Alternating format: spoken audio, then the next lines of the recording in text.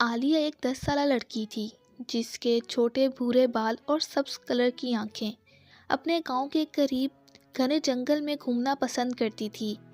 ایک دن اس نے ایک عجیب لکڑی کا دروازہ دیکھا جو درخت کے نیچے چھپا ہوا تھا۔ یہ دروازہ ہلکی روشنی دے رہا تھا اور اس پر عجیب نشان بنے ہوئے تھے۔ عالیہ نے ڈرتے ہوئے نشانوں کو چھوا۔ دروازہ چرچراتے ہوئے کھلا اور اندر گہرا اندھیرا تھا۔ دروازے کے پار عالیہ ایک جادوئی دنیا میں پہنچ گئی۔ وہاں تیرتے جزیرے، چمکتی نہریں اور الٹے درخت تھے۔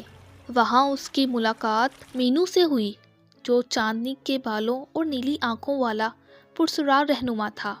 مینو نے عالیہ کو بتایا کہ یہ سایہ دار مخلوق جو خوف سے بنی ہوئی ہے، جو اس دنیا کو تباہ کر رہی ہے۔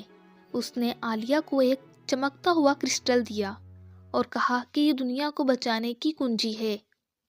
آگے بڑھتے ہوئے سایہ دار مخلوق نے عالیہ پر حملہ کیا۔ ان کی سرخ آنکھیں اندھیرے میں چمک رہی تھیں۔ عالیہ نے اپنی ہمت اور کرسٹل کی مدد سے ایک بڑا چمکتا ہوا درخت ڈھونڈا۔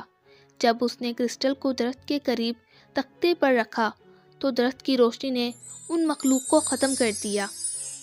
عالیہ واپس آئی تو دروازہ غائب ہو چکا تھا اور وہاں صرف جنگلی پھول تھے۔ اس کے ہاتھوں میں ایک چمکتا ہوا کرسٹل تھا جو اس کی بہادری اور جادوئی دنیا کی یادگار تھا۔